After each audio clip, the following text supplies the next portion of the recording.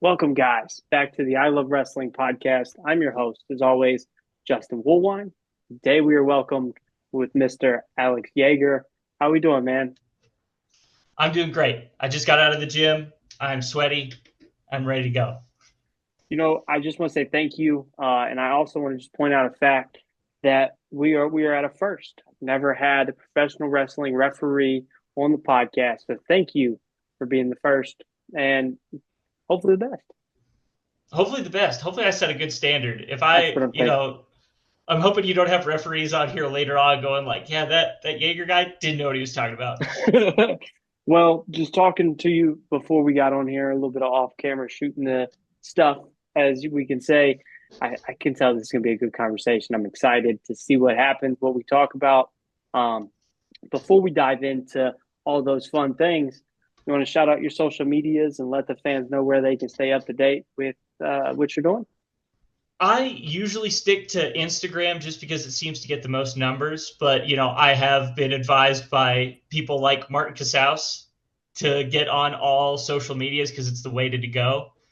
But it's wrestling underscore ref Alex, REFALEX for ref Alex on Instagram.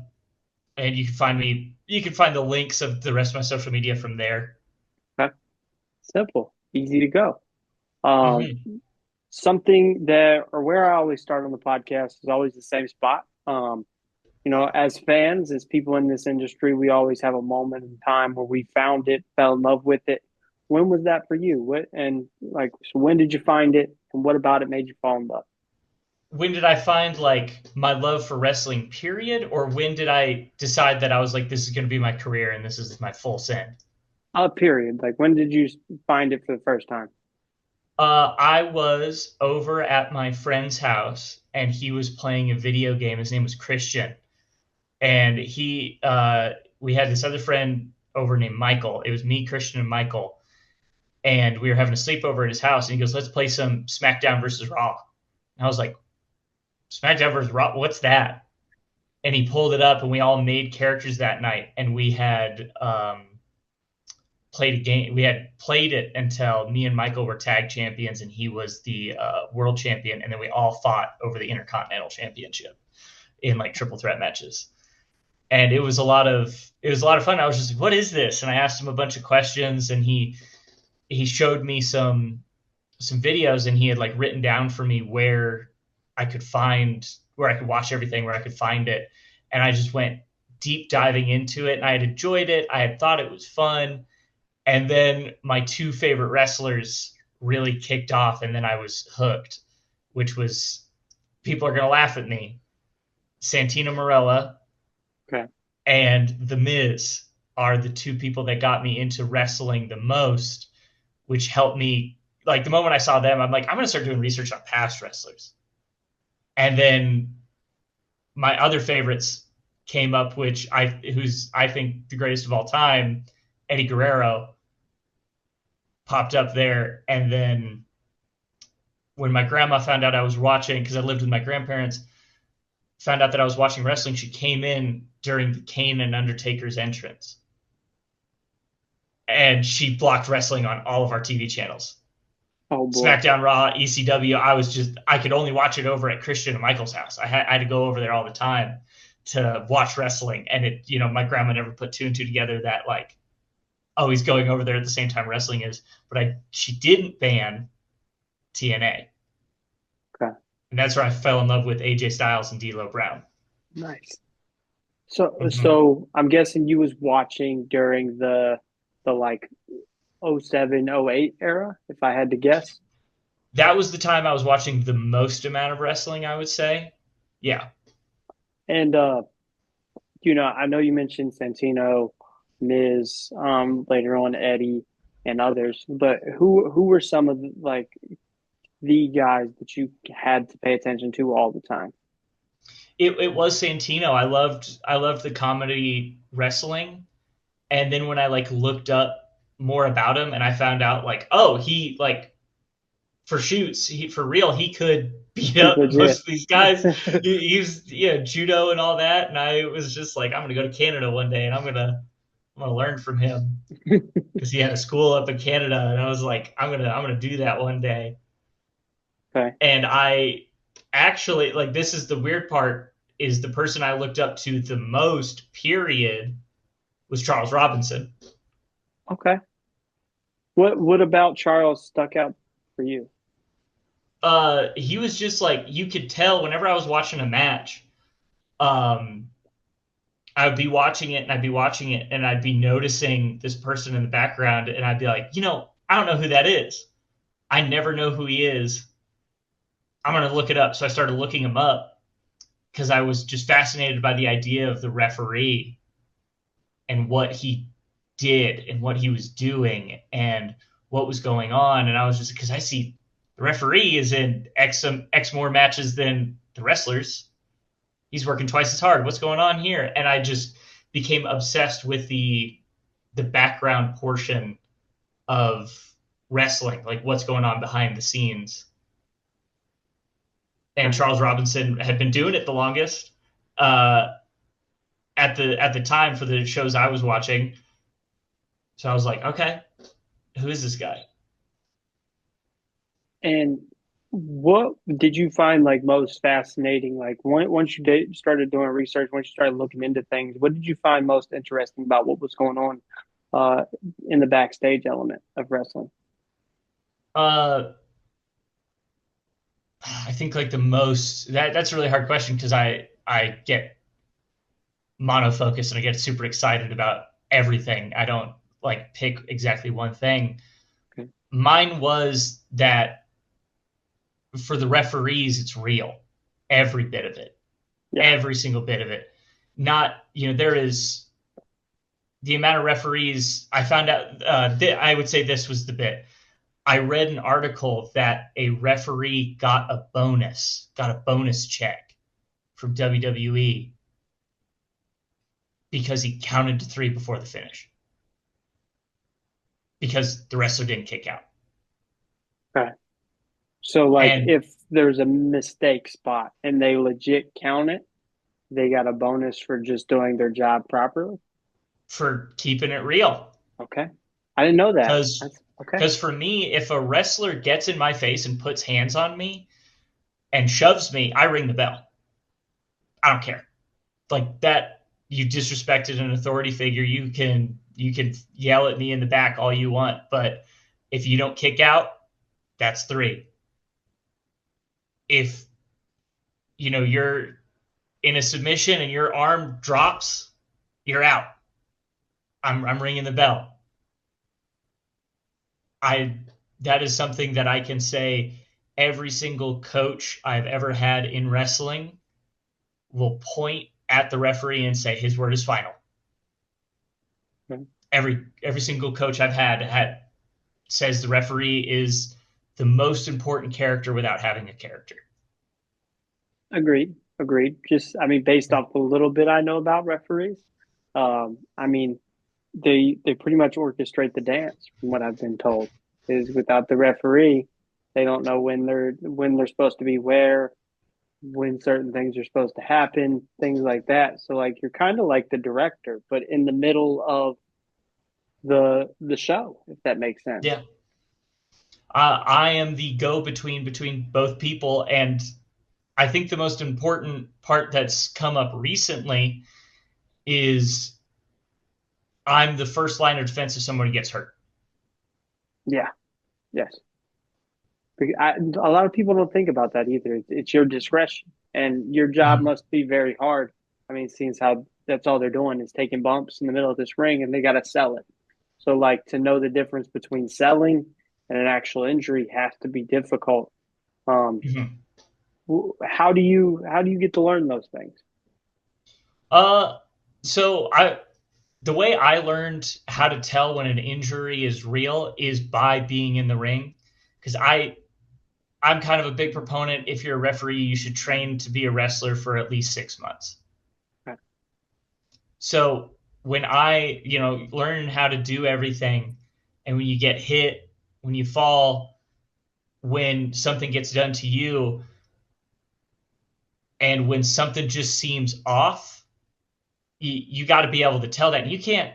walk a mile in someone else's shoes. You can't know something's wrong unless you've been in that situation yourself. Most of the people just watch and not know, like, oh, something's up, something's wrong here. Which is good because that means that if everything looks scary and everything looks intense and everything looks brutal, wrestlers are doing their job. But as a referee, you have to have a much keener eye, because if someone gets hurt and they're on the other side of the ring and you can't get too close to them, or they're not willing to communicate with you, you need to be able to spot that. Okay. Have you ever had a moment where somebody got injured in a match and they didn't want to admit maybe they were injured and then they were fired up at you later? Uh, I've never had people get fired up at me like there are wrestlers who, when they're hurt, I've had a wrestler come up to me, and it was my first ever, like, no disqualification kind of hardcore match that I was doing, and one of the wrestlers came up to me and he said, "Listen, Alex, if I'm hurt, don't you dare end the match." And I was like, "What?" He goes, "Don't you dare throw up an X. Don't you dare call this match before I or him are pinned." I was like, "But I'm worried about your safety." He goes, "I'm not." And he walks out. His entrance music hits and he walks out. And I was just like, I'm so scared right now. But neither of them ended up getting hurt. And I have had matches where people have gotten hurt and I've had to call the match right then and there. And there are other times people got hurt and I'm telling them, I'm just like, lay down, lay down. Like, you're hurt, you're messed up. And they'll tell me, no, no, this match is going the whole time. We are not stopping early. And I was like, I back up and I say, I'm not going to kill the business. This match is going to go on until there is a winner. But I think that winner should be decided a lot sooner than it is right now. I am going to jump back a little bit. I Mm-hmm. know off air we talked about, like, obviously you trained to be a wrestler first, before you refereed, but was there ever any idea for you to do anything else besides work inside professional wrestling? I I don't have the same opinion of myself that other people do, but I'll be a part of promo classes and I'll have a couple coaches say, like, "Alex, cut a promo against this person." I'm like, "Why?" And because you're really good at cutting promos. And I had like a couple of my friends say, you got to be my manager. You got to be my manager. And Paul Heyman was one of my heroes once I like got to learn more about pro wrestling, and his promos are the best. No question in my mind. But I always thought, like, no, I want to be a referee. A referee is, in my opinion, the most important person in the ring. And I know I could be a good manager. I know for a fact I can be an amazing referee. And I always am in the mindset of whatever task I'm given in any position, job, or career path, I want to be in the position that I can do the most good in. And referee seemed to be the one.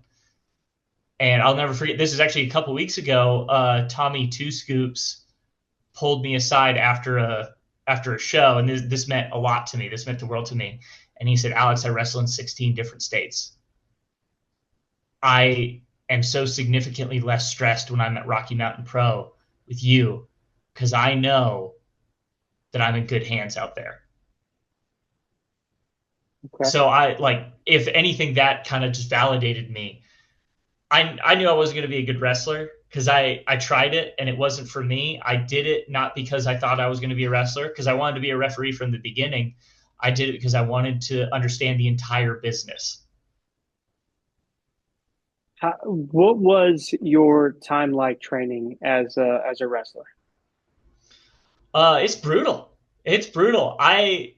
One of my favorite memories is this dude came in who very often would say, he'd talk a lot of smack, and he'd say, how much he thought that wrestling wasn't that hard, and I wasn't there for it, but I got the whole story after the tryout had happened. He had come in, he had taken one bump, he had laid there for 30 seconds, got up and said nope, and walked out. And we have never received a bad comment from him again. It was hard though, and I appreciate every bit of it. They don't, even though they knew I was going to be a referee, they still expected a high amount of me because I told them I wanted to understand the business, and they didn't take it easy on me because you said you wanted to understand the business. You said you wanted to understand every single person's point of view. This is their point of view, and you're not going to pass this 6 months. You're going to start reffing, and you'll come in, you'll take bumps every now and again, but you need to understand this. You put yourself in this situation. We're not going to take it easy on you, and I appreciate that every day. Uh, Matt Yaden was the one that said that to me. Where did you get your training at? Rocky Mountain Pro. At the Okay. time, it was the Al Snow Wrestling Academy at Rocky Mountain Pro. Now it is just the Rocky Mountain Pro Wrestling Academy in association with Al Snow. Okay. Because now Al works. He just does work with OVW, correct? He does work with a lot of people. He still Okay. travels and works a lot, but he OVW is definitely his priority, and you can understand why. Yeah. Um. Mm-hmm. So whenever you show up and you're ready to train, you make it very like apparent. Hey, I want to be a referee, but I want to learn this first so I can understand the ins and outs of this business. What was the reaction from the coaches and maybe the other people in your class? There was uh it was a mixed bag because there was Mercury Yaden, who was the runner of school. He nodded, he said, "Yeah, like you should." And he goes, "That's how we do things around here. You've got to learn how to do that sort of stuff."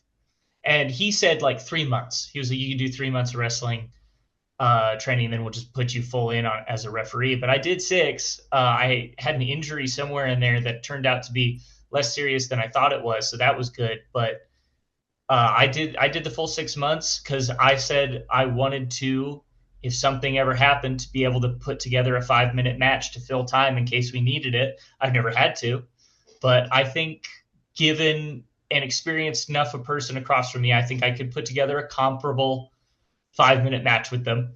Okay.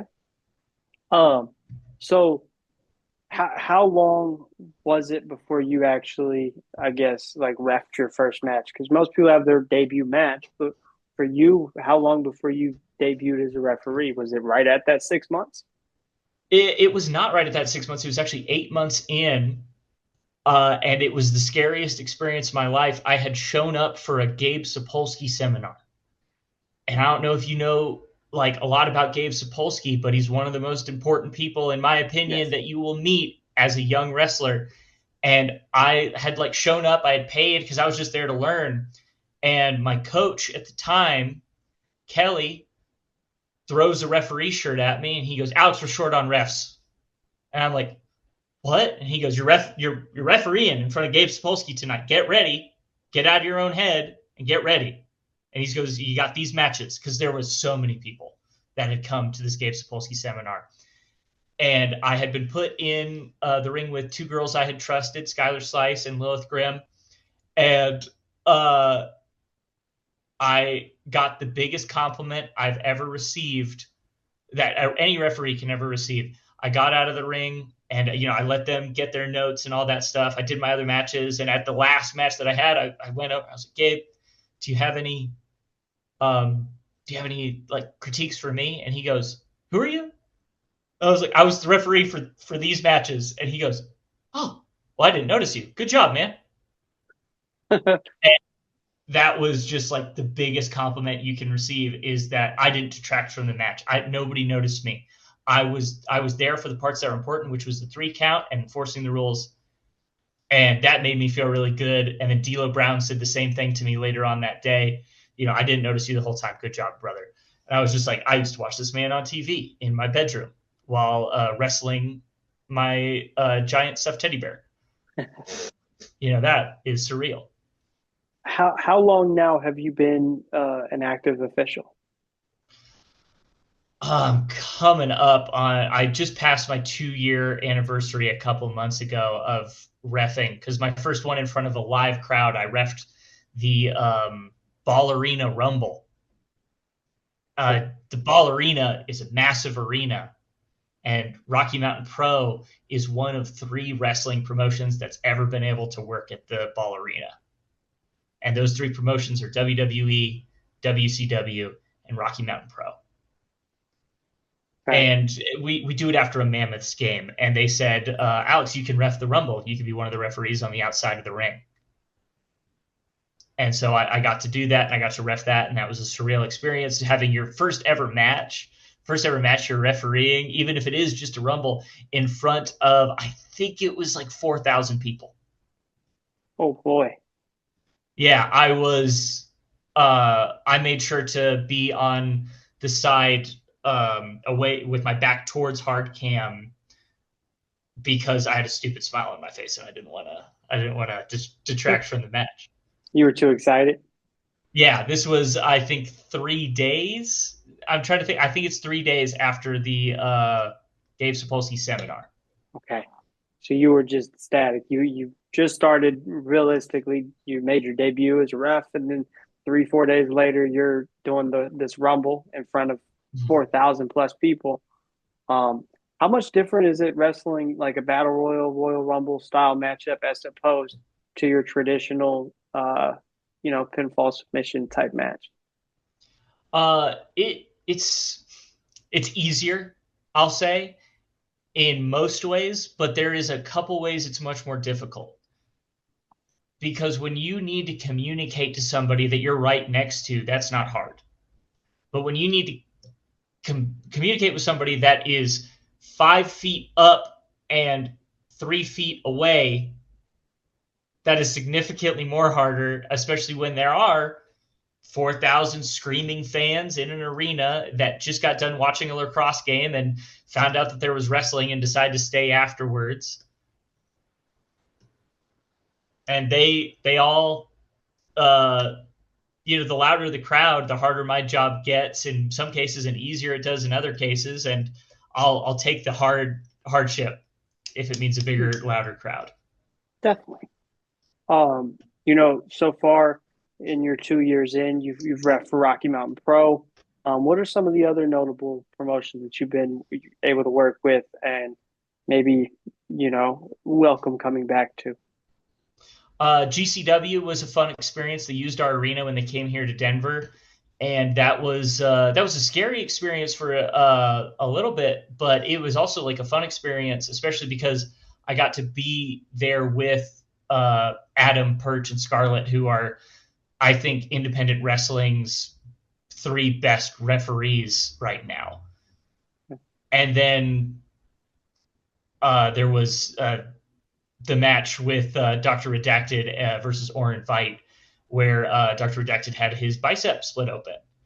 And I just so happened to have athletic tape on me, and we are very grateful and happy for that. There is IZW in Arizona. That was a lot of fun. I'm excited to go down there for Phoenix Championship Wrestling as well. There's Wrestle Drag. That was my first ever booking outside of Rocky Mountain Pro. And then there is Respect Women's Wrestling, which I think is, I got to work with Masha Slamovich in the main event of the last show. And Triple L, Lucha Libres and Laughs. Okay. That's badass. Off air, you told me a little bit about you doing work with WWE. Tell me how that came about, and what was your experience working as security and stuff for them? I have a security experience. So when they called and they said they were shorthanded on security, I said that I would gladly come and help. And they found out that I had medical experience as well. So they needed some extra assistance with that. So I ended up being part of the medical team, and we had to deal with some injuries that happened that night that, thankfully didn't have any long-term problems for those wrestlers. And then I had to come back as security later on and had to deal with some pretty volatile individuals. And they were going through a lot of emotions and kind of having to put that aside, people that you watch on TV, people that you respect and appreciate, kind of seeing them up close and, having these very emotional moments. I was very uh, in my element, I would say, Okay. having to deal with that situation. What does it look like for you as a referee trying to maybe potentially make it to like the stage of a WWE or an AEW one day? Is it a similar climb maybe to a wrestler as for a referee? It's similar but different. I know that's a cop out answer, but you get told there's so many bad referees on the indies. There's so many bad referees, but I've just been so fortunate to work with people who are so good that can give me advice. And out of all the different promotions I've worked for, I think I've only seen like two bad referees, and those referees since those air quotes bad matches have improved tremendously. And I'd say it's difficult in the way that a lot of the information is kind of being gate kept. I once did ask a referee, I won't mention their name. I ran into them and I said, do you have any advice? And he says, are you paying me? I was like, what? I would have gladly paid him, by the way. He said, are you paying me for this information you're giving me? Are you going to give me a contract? And I said, no, I don't have that power. And he goes, well, then I don't want you coming for my spot. And he walked away, and I was like, nice to meet you too, sir. And so I'm like, that is why it's difficult for a lot of them, because you can't find the people who are like D'Lo Brown, who are so willing to give you that information. But then I got lucky. I ended up meeting my coaches, Kelly, James Crumpton, Dewey Larson. I've got to work with Alice Lane, who her and I started at the same school, and now she's reffing for TNA and is one of the most badass referees on TNA. And I'd say probably the most fortunate thing that ever happened to me is me accidentally running into Jason Ayers, very prominent referee in WWE on the SmackDown roster currently. He's been doing this for more than 10 years. And I've never met someone so willing to part knowledge onto a random person that says, hey, I want to be like you. I met him and I said, I want to be just like you. And he was like, okay, cool, come here. And he sat me down and he just started describing all these things. Just I didn't have to ask him any questions because he knew exactly what questions I was wondering. And he starts giving me these questions. And then he was called away. They're like, Jason, we need you. And he goes, he writes down, he goes, here's my phone number. Text me if you ever have any questions. And I was just like, I'm a nobody. You don't even know my name, man. And you just gave me your phone number because I said I was interested. And Jason Ayers is probably one of the most genuine people I've ever met because of that. And I've met several people who will completely agree with me and say Jason Ayers is one of the nicest humans on this planet and so willing to depart information and to help out the next generation. That's I've never amazing. texted him. I've never texted him. Not yet. I'm just like, I'm so scared to text you.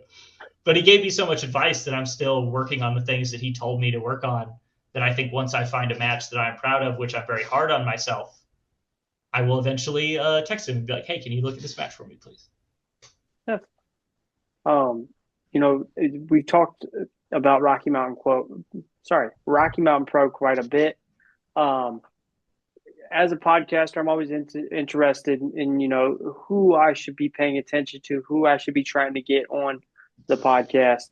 I don't think I've ever asked this on air, but I'm gonna ask you and put you on the spot. Who are some of the guys or girls at Rocky Mountain Pro that I or the audience should be paying attention to maybe either get on the podcast or maybe they're just the next big thing in professional wrestling? If you say at Rocky Mountain Pro, who is the next generation, I 5 names come to mind immediately, and I'm excluding the out of towners. I'm excluding the people that we bring in from other states because a lot of them have amazing talent and they're going to go really far too. But there are 5 people that immediately come to my mind, and I will tell you exactly why each one of them. First, top of the list is Damon Ace, our current Rocky Mountain Pro champion. Damon Ace, we kind of have this saying that he can't wrestle somebody for the first time. He can't be someone's first match because he makes them look good no matter what. Even if it's like he's 80% of the offense and they're 20%, that 20% looks amazing. And he's so young, yet he has so much experience. Even if he doesn't have all the experience I'm hyping him up to be, he certainly wrestles like he does. And next you have Remy D. If you're looking for somebody with charisma, you need to book Remy D. Whether he is a face, whether he is a heel, Remy D has this personality that fills an entire arena, that just captivates an entire audience. Third is Briscoe Crown. Young guy, started a little bit before me and took off. He got the nickname the Bracket Buster for a reason. Everyone looks at him as an underdog, and then you just see how good he is, and you're like, oh, he's not an underdog. He knows what he's doing. And he's got the music background and the music talent to be able to make his own entrance music as well, which is phenomenal. And then, save two of the best for last. Big Daddy Mo, our current Lockettes champion at Rocky Mountain Pro. Still young, still new, still has a long way to go. But personality, she comes out from the entrance in front of a crowd that has never seen her before. And she starts doing this hoo, hoo, hoo, and starts barking at the crowd. And then all of a sudden, the whole crowd starts barking. They're like, I've never seen this girl before in my life, but I'm going to bark. I'm going to bark for this woman. And then last is somebody who I have to give a lot of props to. I don't think she knows this, but she really helped me out a lot with my first year in wrestling, which is Noelle Summit, the Marionette Noelle, who she's only been doing this for 3 years, maybe more, a little bit more, and she's already had 500 matches. She grinded. Yeah, I might be exaggerating that number a little bit, but last time I talked to her about her match number, it was at 300. And then that year, or that summer, we had done 120 shows, and she was at every single one of them and wrestled at least once for each of those shows. So I imagine she's up above there. Maybe I'm misremembering it, but I know she's well over 300 matches, and she's still so young, and she's traveling all over the place now. Right now she's at OVW a lot. And there's a reason. There's a reason for that. I'm always willing to put people over. I think that's one of my best qualities is people deserve their flowers, and if I have to be the first one to give it to them, I 100% will. Okay. Something we talked about a little bit off air was, I was telling you, like, trying to do research for a referee is not the easiest thing.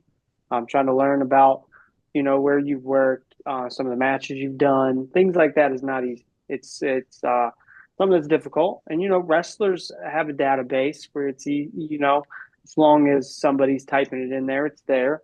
How do you feel about, referees not having the same sort of system, maybe? Or do you have an idea on how that could change? It's good and bad, because wrestling to a lot of people is real. It's real to me. I've been in the ring. I know how it feels to hit that mat. It's real. I'll disagree with anybody who says it's fake. And what a referee does is still one of the most guarded things that I'm noticing a lot. And I still guard it. If you notice some of my answers, I don't fully go into details of why something's hard, why something's easy, because there is some things that I'll keep close to the chest.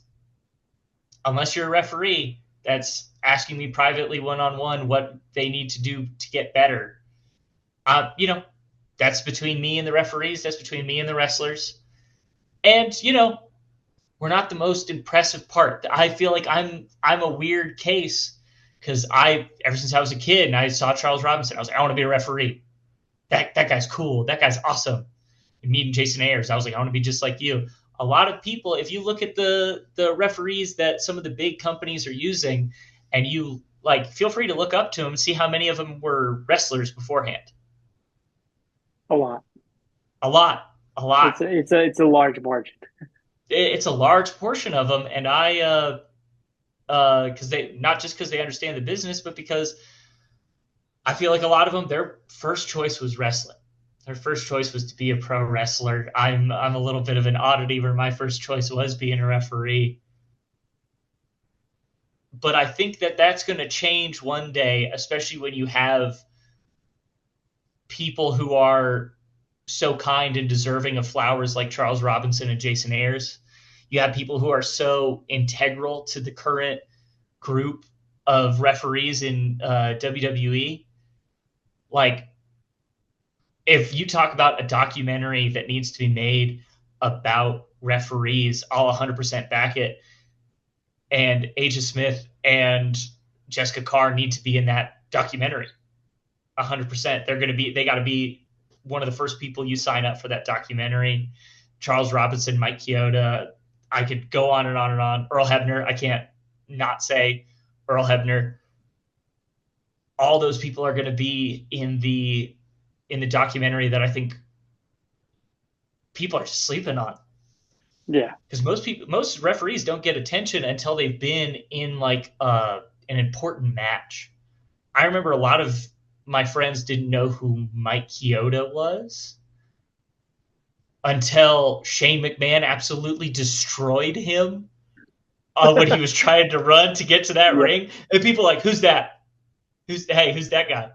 And then they were interested, and I got to educate people on that. That was fun. And then there is, unless they're part of a big match, like Marty Elias, how often do you think Marty Elias gets asked, like, hey, tell me about Undertaker versus Shawn Michaels? Tell me about Shawn Michaels' last match. Like, I'm sure he could write a book about just that match alone, Definitely. but I'm interested in the whole career. I want to know about that stuff. That person that is, you kind of consider a referee to be someone who's behind the scenes, but's right in front of your eyes. The referee's the biggest magician. They could pull that card out of nowhere. Exactly. You don't know what, like they know exactly what card you were holding. They can pull it straight from the deck. They can do that 3-card Monty, and you'll never guess what card is where. You know, I think you brought up the magic thing. And, Mhm. honestly, without a referee, the magic of wrestling doesn't exist. Because they're while the wrestlers are performing the trick, the referee is kind of the illusion to the trick, if that makes sense.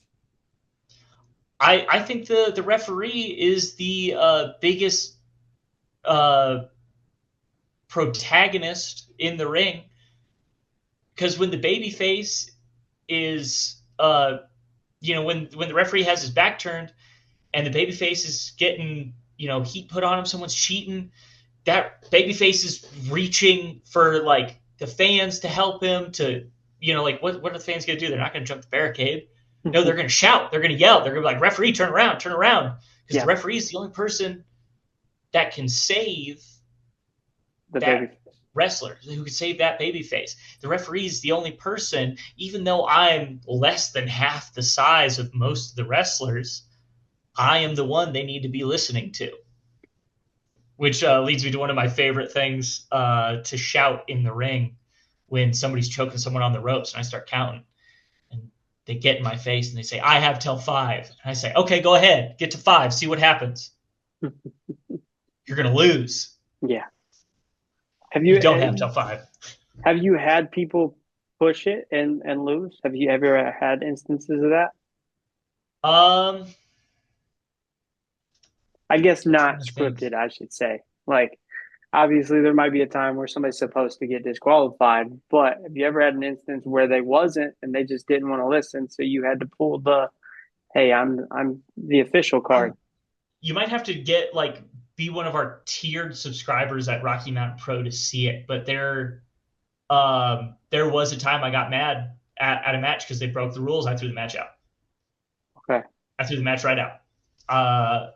I've done it at other promotions that I know Rocky Mountain Pros find me saying that we uphold that kind of authority for the referee, but there are other promotions that I've thrown a match out and people got mad, but I've always worked with professional promoters that are in the back that are just like the referee's word is final. If you go out there and you cheat in front of the referee, and I'm going to throw that match out. It's my authority isn't fake. It's not like I do determine win or lose if you win or lose. If I legitimately get knocked out in the middle of the match, like you can't count to three. One of the wrestlers can't do it. You're gonna have to get another referee out there real quick though, because I'm not gonna be able to tell him I'm out. Um, what if you had to pick? What's been maybe your favorite match or moment that you've been able to be a part of? I'm but I don't get emotional. Brumach versus Cookie Wright. I could say, working with Masha Slamovich, who's one of my favorite women's wrestler, or Timothy Thatcher, who is a locker room leader through and through, who are both amazing people. I loved working with all of them. But Brumach was, when I first joined into wrestling, he was one of the first people that learned my name. That's kind of like a stigma in some places, is that they don't learn your name until you finish training. They don't learn your name until you've been here for a few weeks. That sort of thing. Brumach learned my name really quick, and he and I were always friends. He kind of always had that like older brother feeling about him. And to have him not only ask for me to be his referee for his retirement match, but at the end of that match, for him to, when I like help him get up at the end of that match after he lost, and for him to pull me into a hug and say something that was shared just between the two of us, that meant the world to me, to know that one of my best friends trusted me enough to be there at the end, to be there at Yeah, the very end. so that's phenomenal. I love that. Just those moments that are shared make this special. Like, because most people, I mean, especially if you're looking at it from an outside, a lot of non-wrestling fans look at wrestling as something that is silly or fake.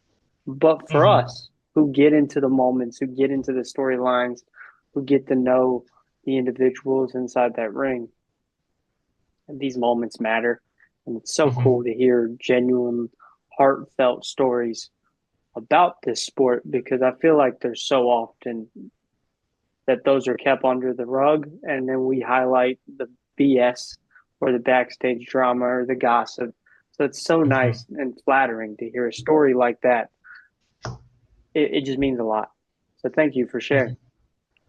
No problem. I miss Brumach so much. I'll talk about that match all the time. I'll talk about it with my wife and everything. She watched it back, and she was at home watching it, watching the pay per view, and she cried because she knew what Brumach meant to me. Brumach was one of those wrestlers that left the wrestling world better than he found it. Um, something else that we talked about before we jumped on here, Yeah. was we was talking about how, this new AI thing that's out there, that's messing with the world, is starting to make its mark on wrestling. And we was talking about, how people are using AI to make posters, and things of that nature. How do you feel AI or artificial intelligence could affect this world of professional wrestling as we know it?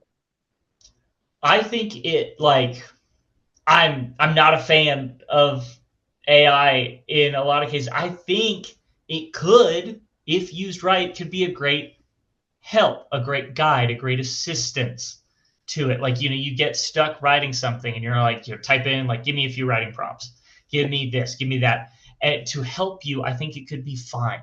Get you some inspiration for something. That's fine. But when you just let it do all the work for you, it it just shows a lack of effort to me.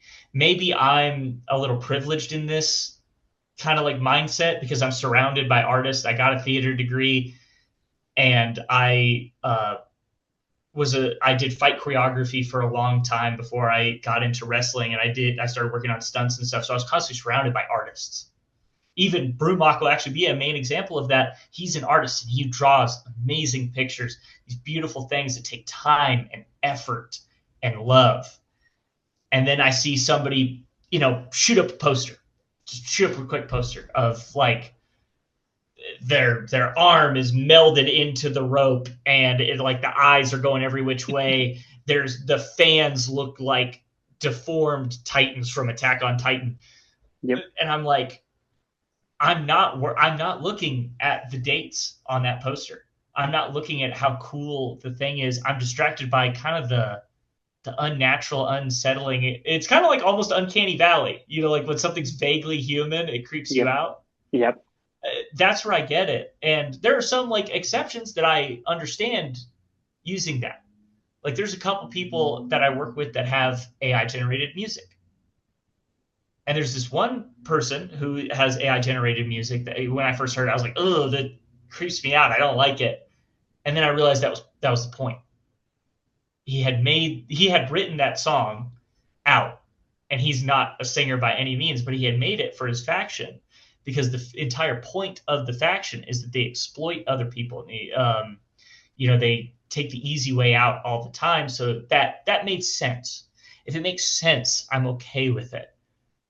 Especially because he put in all that effort of writing the music. Yeah, And he wrote the paying song. someone. Yeah, he wrote the song. He just uses AI to sing it.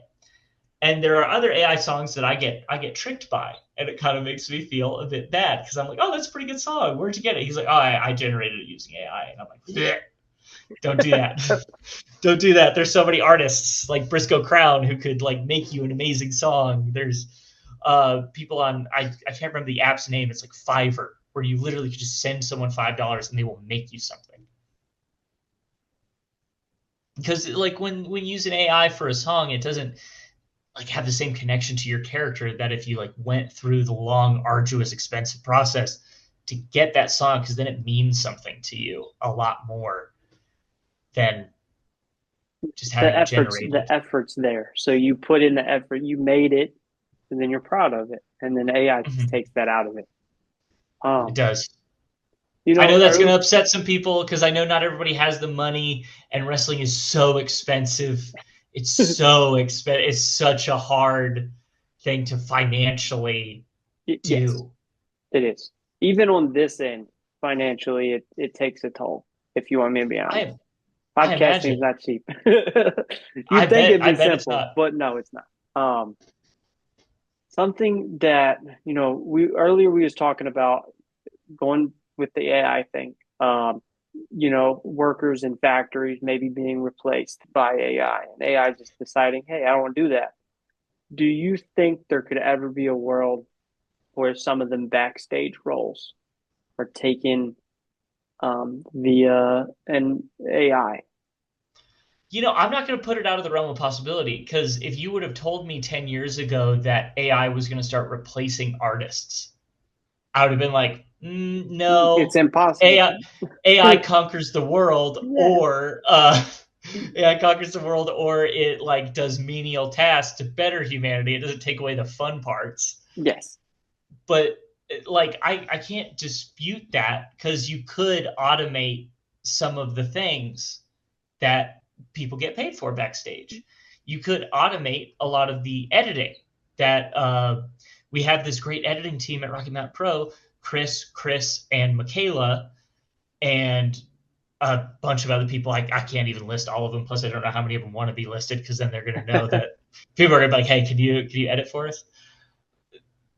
That like, I would hate to see their jobs disappear because they're so good at it, but people will take that cheaper, easier way out, because I'm not even say it's out of maliciousness where they don't want people to have these jobs, but they're like, I could pay my wrestlers a little bit more, or, I can't really afford you to do this. And they're not doing it out of malice. They're doing it out of necessity a lot of the time. Yeah. Could you see it going as far as even like a ring crew or camera work or things like that? I could see camera work. I don't think a ring crew could ever be replaced by it, because every ring is so different. You'd have to like account for all that stuff, but never say never.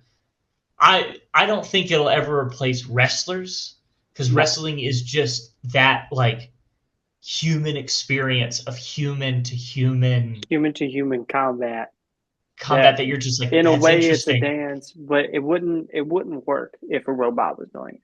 Even a referee, it wouldn't work if a robot was doing it because you gotta have some sort of human element to take out it's the suspense of disbelief, I think is what I'm trying to look for. I Because you think gotta, error, like in all storytelling, error and mistakes are the most important part. yes. Because without, like, going back to earlier, without you being distracted while the baby face is getting heat put on them, that match doesn't work. And AI is not going to turn around so that, you know, they can work this maneuver or scenario. It's just not going to do that because it's going to be programmed to watch that action, not, fix the turnbuckle pad. You know what I Yeah. mean? So that's just one of those things is like, because I mean, while we're talking about AI, it's literally taking over everywhere, every different part of the world. I just don't know how well it would be able to take over wrestling, just because it's as simple as you pretty much have to be a human being in order to Yeah. do this job. Especially with like the last year of the camera work of WWE and AEW and TNA, like the changes in a lot of their camera work has just been so phenomenal that if it gets streamlined by a machine, I just won't feel as connected to it. It'll like there are certain things that come from a human feeling, come from a Yes. human emotion, emotional place that you need that human touch to edit properly, especially when it's live like that. Um, you know, Last question. I got you Okay. here. I used to do a Mount Rushmore all the time. I stopped because everybody else does them. But Yeah. since I've never had a referee on, who's your referee Mount Rushmore? Um, God, that's really hard. you Uh, know, Earlier whenever I was thinking of this question, I was like, we've already mentioned Charles Robinson and Earl Hebner, mhm. and like those got to be on there. But like, who else could be on there? Which, not saying you have to use those by any means, but like those were the first two that came to my head. So like, I'm just really interested in what you think. I mean, Earl Hebner, of course, has to be on there. Yes. But see, my thing is, I have an opinion about people that I've met. Mhm. So when I met, like, I'll put it for example, like Shayna Baszler. When I met Shayna Baszler and I found out who she was, like as a person, and how close that is to a character, how close it is to Shayna Baszler is to Shayna Baszler. Like I was just like, okay, you're on my Mount Rushmore. When I met D'Lo Brown, I was like, you already are. We're on my Mount Rushmore. You're on my Mount Rushmore because I know how good of a coach you are. So mine isn't based off of like their referee career explicitly. Okay. It's based off of potential. It's based off of their willingness to educate the people around them. It's willingness for what they do backstage. It's not just off of in ring work. So Charles Robinson, a person that inspired me to get in there, he's up there. Jason Ayers, who sat down with a nobody from Colorado and just went like, "Hey, you're interested in what I'm interested in. Here's what you're curious about, and here's the answer, and here's my phone number. Don't bother me all the time." Uh, but was so willing to help, and whose even son is going to be an amazing wrestler one day. I don't know if you've ever seen him; he's great. And then there's people like Alice Lane, my sister, my wrestling sister. We started at the same school 3 weeks apart from each other, who is currently just awesome in TNA right now. Uh, Daniel Spencer at TNA. Oh my goodness. He's an educator. He's always willing to sit down with somebody and teach them. So my Mount Rushmore is not just based off that. Earl Hebner's up there, and I've never met him, but it is kind of based off of the people that are just willing to not just for what they do in the ring, but willingness to get the next generation ready to take over. Huh? And I think that's the most important part of a Mount Rushmore. Def- Definitely. And I just want to say thank you so much for coming on. This was an absolute blast. You'll probably talk all night. If we really I wanted could, to. I could talk. I talk way too much. My wife says it. My wife says I talk a little My too much. fiance says the same thing that I talk too much. That's why you're on a podcast, and that's why I'm on a TV show. Exactly. It works. It Um, works. Alex, thank you so much. I'm going to leave the door open. If you ever want to come back on, part two, we could dive into so much more. We could just get on here and shoot the stuff about wrestling. But I'd love to have 100%. you. Yeah, I Um, would love to be back. This was a phenomenal experience. Thank you. Before I let you go, you want to shout out your social medias just one more time, just in case they missed it at the beginning. Of course. And in case I didn't bore them to death by talking too much, or in case they want to hear more of that, it's wrestling underscore ref Alex on Instagram. You'll be able to find the rest of my socials there as well. Feel free to look me up on Rocky Mountain Pro at any time. I'm there every single week. And you can come to a show and buy my trading cards, the only merch I have. Nice. Well, with that, man, I'm just going to leave this at see you next time. See you next time.